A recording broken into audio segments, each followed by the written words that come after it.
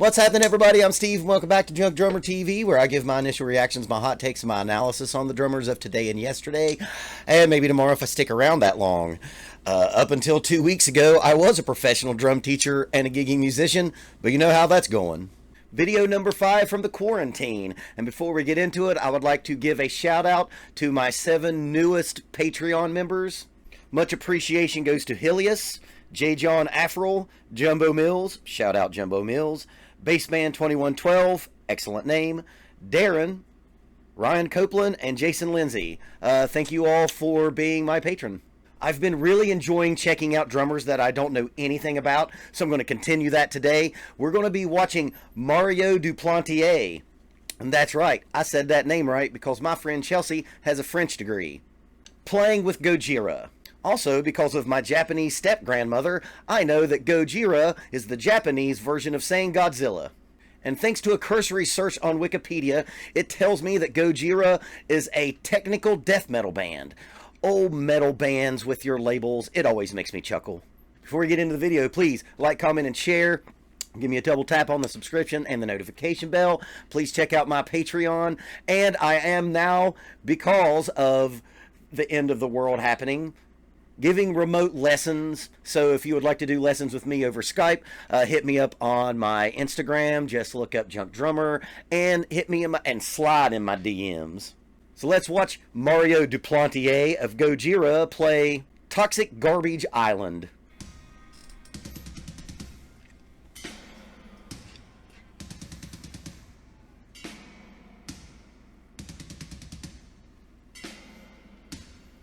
Right there, I really like that.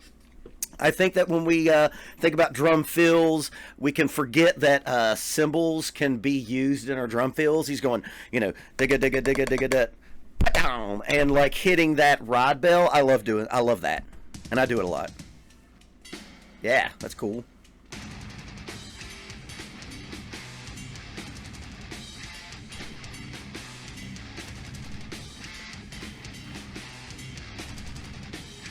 Okay, I think that was an odd time, or he was just putting the snare drum on the 1, making it feel like an odd time.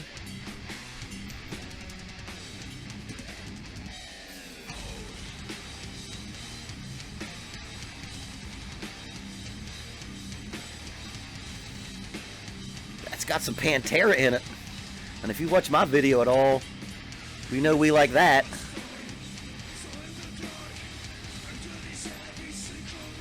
Does that mean that, like, Pantera would be tech death metal now?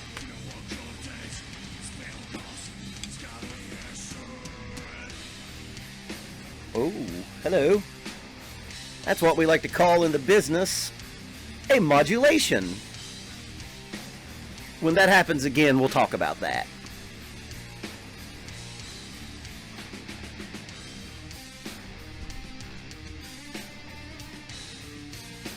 So, okay, so he was in 4/4 before and was playing like, you know, like technically a halftime, playing the snare drum on the 3, and now they're playing in 12/8.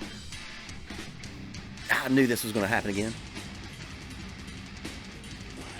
3, 4, 1, 2, 3, 4, 1 and 2 and 3 and 4 and 1 and 2 and 3 and 4. So before we talk about that modulation, let's talk about what he's doing, and it's something you don't see a lot in metal, and this is something I came across when I started playing in a metal band for the first time about 3 or 4 years ago. He's playing a lot of ghost notes, and those little notes, you see him, that thing, and he's playing that little chattery stuff. Here's the thing about that stuff. You can't really hear it that clearly through the mix, but it's those things that are, you know, felt, not heard. You know, when we think about like ghost notes, we think about like, we immediately think like funk music, and this band's got a lot of groove in it. There's some Pantera in this, and that's mwah. Anytime you can be like Pantera, you're doing it right. This is one of the most busiest left hands I've ever seen a metal drummer have. That's really cool, and it makes your drumming groovier. Go ahead. Yeah, see that? That's one of those things where, like, if it were gone, you would notice it. Oh, here we go. Another modulation. 1, 2, 3, 4, 5, 6. 1, 2, 3, 4, 5, 6. This is why 12/8 is so fun, because you can manipulate 12/8 in lots of cool different ways. Let's talk about that mod there. That mod, as we call it in the biz. That song starts out in, well, once the verse hits, that singer sounds a lot like Phil Anselmo, by the way. That first groove, the verse groove, he was going 1 and 2 and 3 and 4 and 1 and 2 and 3 and 4 and 1 and 2 and 3 and 4 and 1 and 2 and 3, right? Technically a halftime. Then there's these cymbal hits, and they take the quarter note of 1 and 2 and 3 and 4 and 1, 2, 3, 4, 1, 1, 2, 3, 4, 5, 6, 1, 2, 3, 4, 5, 6, 1. That is an example of when you have, you know, a little bit of reading ability and, you know, technical knowledge. You can now mess around with the meter, and I'm not saying that you wouldn't be able to pull that off without, you know, thinking 1 and 2 and 3 and 4 and 1, 2, 3, 4, 5, 6, but it makes it a lot easier, and you can be a little bit more of a scientist in the lab and be real specific with the tricks that you want to do if you understand those things. This guy just really sounds like an even more technical Vinnie for me, Vinnie Paul. You know, look at those real fast double bass runs he's doing right there. You know, we've talked a lot about that on the channel. I'm not a double bass player, but I can play it enough to teach my kids who play double bass or want to learn double bass. All of my double bass stuff was stuff that was taught to me by the drummer of Byzantine. The first drummer of Byzantine is a real good friend of mine. And when you're playing, especially real fast like that, it's hard to really dig in. You have to be real light. You have to be light and feathery on top of the bass drum, and that's where your speed comes from.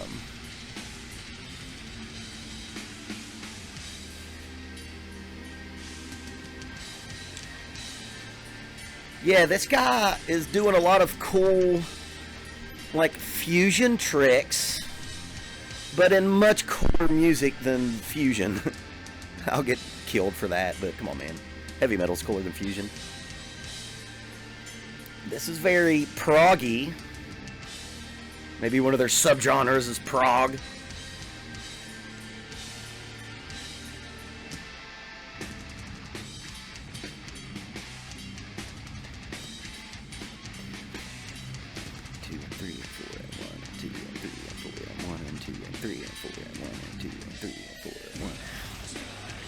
That right there, I think, I could be wrong, I'm just listening to this for the first time, that whole little section right there, I'm going to bring that back.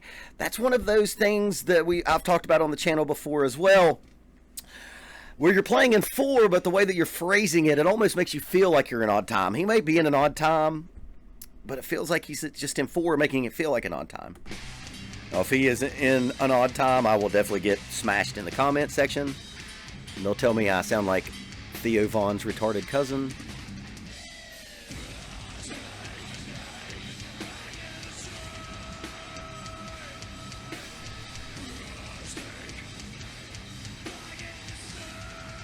I'm digging this band. Europe, man, is Europe doing metal better than us? I think Europe might be doing better, like metal better than us.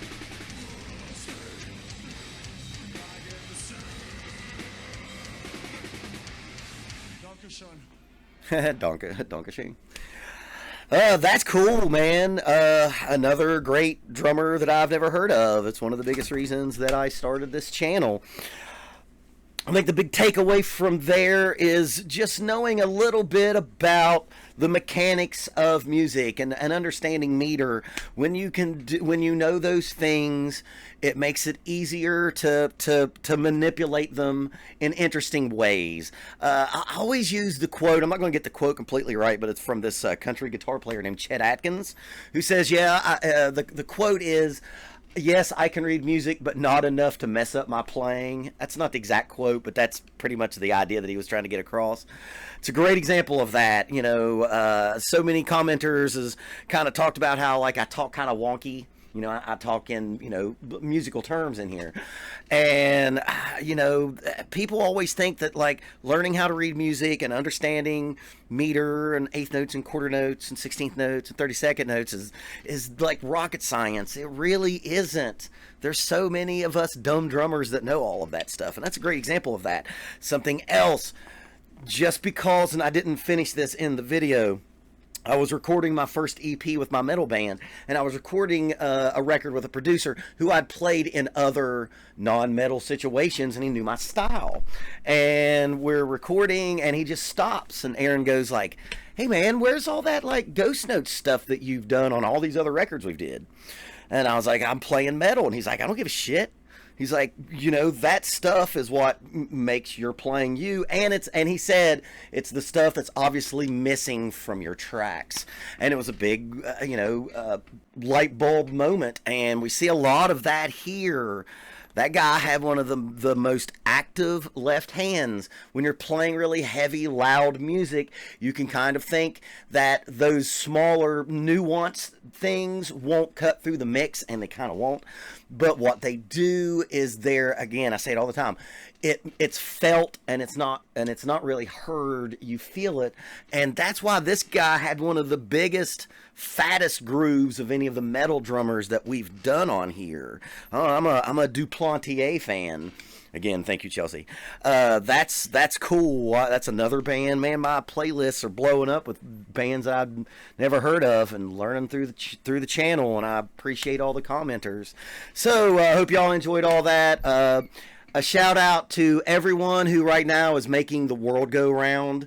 Doctors, nurses, and man, who would have thought that the grocery store workers and restaurant food workers would become the heroes, and I'm loving that they are. Thank you all very much. Everybody, hope this took your mind off of all the bullshit that's going on. You're going to see more of me. I'm going to be coming almost daily. Everyone, please remember, stay safe, stay inside, and please stay happy. And fuck that bitch Carol Baskin, and keep practicing until it's easy.